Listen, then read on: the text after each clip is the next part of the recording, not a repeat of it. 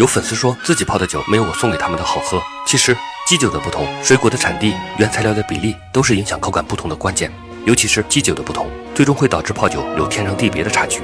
分析原因是基酒的滋味跟水果滋味互补得当，才会让口感更加饱满顺滑。反之，滋味不合，那泡酒就是画蛇添足了。自从发现了这个问题，我就只能不断做实验，去寻找搭配每种水果最适合的基酒。因为我实验比较多，所以我都是对比很久才找到既保证正品还便宜低价的渠道。最近发现抖音商城超值购，现在点击评论区链接或点击商城按钮进入抖音商城，找到超值购频道，买大牌酒水特别实惠，官方补贴只讲低价，假一赔十有保障。活动期间每天都能1499元，抢茅台 real 只要1元。我正好采购了一箱金石园，这款酒的气质就像它的名字一样淡雅，其甜绵爽静香，适合我调酒以及做泡酒实验。马上中秋了，结合上次东方之珠鸡尾酒的吊香玫瑰的经验，我试验了一下吊香桂花，调一杯中秋满月酒，也给大家分享一下制作方法。用冰块加酒，能调取桂花香气，加入柠檬汁和石榴糖浆，还有之前做过的恒温水域工艺的橙啤酒，最后 shake 一下倒出，再取一片圆形橙皮做装饰。桂花香气比玫瑰香气更好的萃取，原酒的淡雅感在花果味间若隐若现的穿插，整体非常饱满有层次。好了，提前祝大家中秋快乐！大家有什么泡酒的问题都可以私信我，我一般都会回复的。之前邀请大家品尝过红枣朗姆泡酒，前一段时间翻看书籍的时候，发现《本草纲目》记载米酒浸泡的做法，而我用蒸馏的高度米香型纯粮酒试验了一下，发现跟朗姆酒对比，米香感在口腔回味很好，而且口感顺滑淡雅。不仅不会破坏泡菜的香气，成本更是不到朗姆酒的一半，怪不得它的口碑在全网还不错。接下来给大家分享几个制作点。红枣去核后蒸一下，这样红枣的滋味更加醇厚干净。红枣含糖量比较高，所以不用加糖。冬天马上到了，大家可以放入点枸杞或人参，这两种材料比较应季。红枣泡酒之后，红枣会飘上来，这样浸泡效果会弱一点，所以我一般加入一个玻璃盖子。试验用的是大桶的酒浆双蒸纯粮酒，53度能更好的激发出泡菜的内含物质，保存的也更久。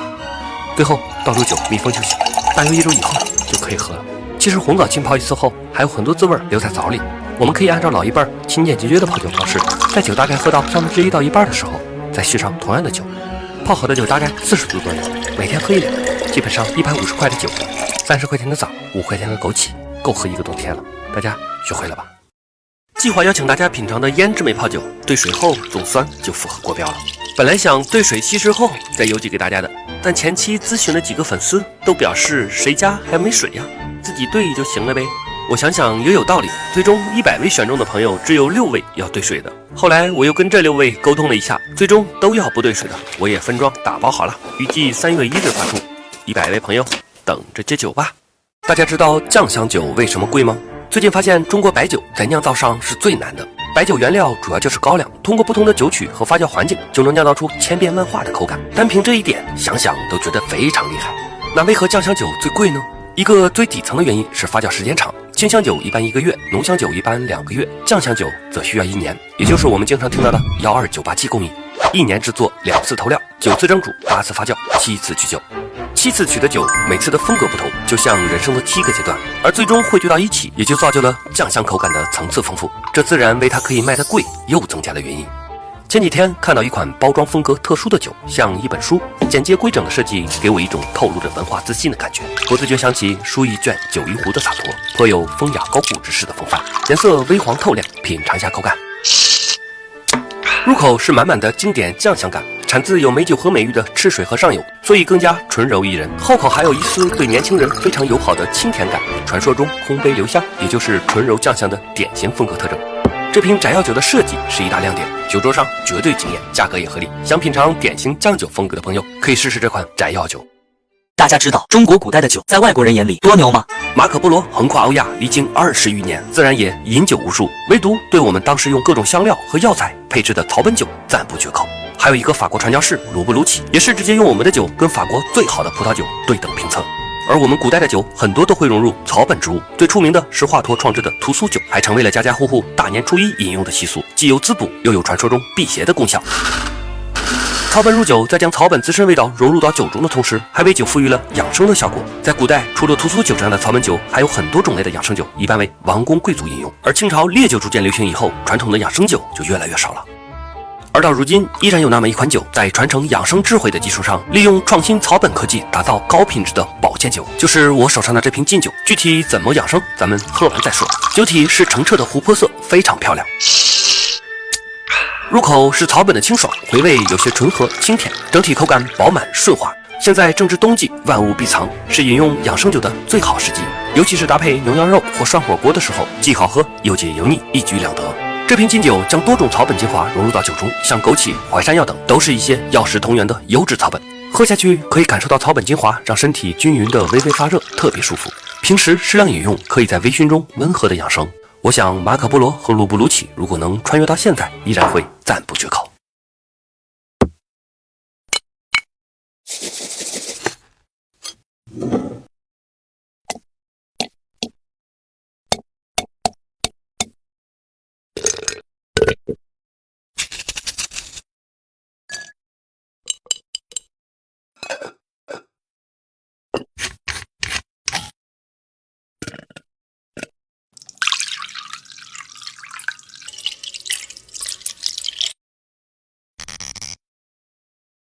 最近中国人自己的威士忌很火，我们都知道，喝威士忌的时候加冰是为了充分享受它的香气和味道。那喝劲酒的时候加冰又会有什么变化呢？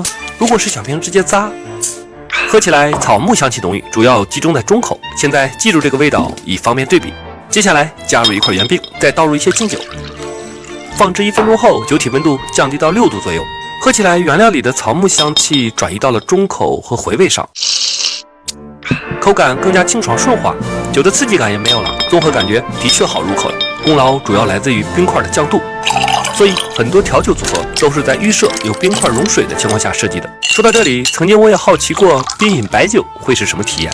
试过的人都知道，白酒加冰后会让酒体失衡，高级脂肪酸酯被析出，产生白色絮状物。而劲酒酒体本身的光泽并不会因为加冰而发生变化，风味和观感皆为佳品。而且加冰后，劲酒酒体温度和分子能量的降低，还能降低酒中药材带来的燥热，让成分被身体更好的吸收。这也符合以清去燥的养生原则。看着这颜色和感觉，真应了那句劲酒是中国人自己的威士忌一说，大家也可以尝试一下。不过无论什么饮用方式都得适量，切记劲酒虽好，不要贪杯。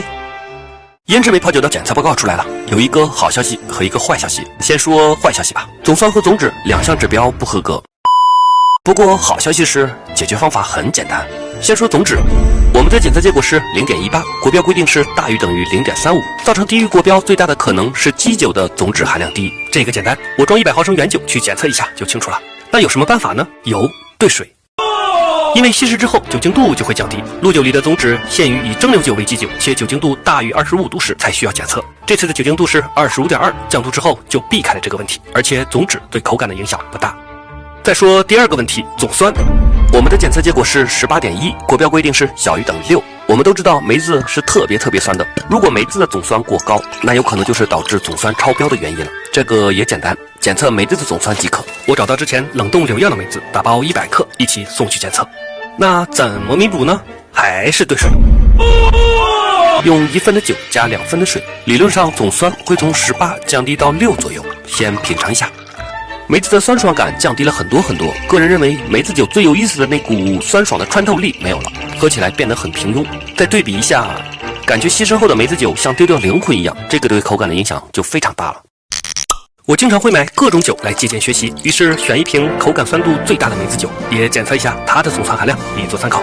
好了，一共4份需要检测的产品，结果出来后我们再做分析。检测需要大概10来天，所以先跟大家汇报一下，也想听一下大家的意见。想品尝稀释过的梅子酒呢，还是原来酸度较高的梅子酒呢？红茶荔枝酒的检测合格，我装了100瓶，马上要送人了，所以我想摆个好看的全家福留念。没想到剩99瓶了，大家想知道这99瓶都送给谁了吗？第一部分是最早搜集的表格里填写仔细认真，平时又爱喝果酒的朋友。第二部分是评论区的高人们，如此才华横溢，怎能不奉上美酒一杯？第三部分是评论和私信，对我有很大帮助的朋友们。第四部分是对酒有一定研究的朋友，同行之间的相互切磋，共同进步。接下来是我的包装过程，各位看一下有什么值得改进的地方，欢迎指出。Nice。首先，我将冲洗好的瓶子放入锅内煮5分钟后，再进行一次紫外线灭菌。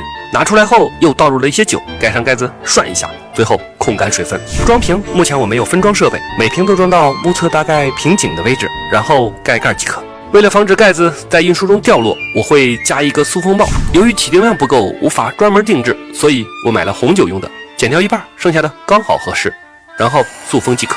哦，对了，这是热塑风专用的吹风机，普通吹头发用的可不行哦。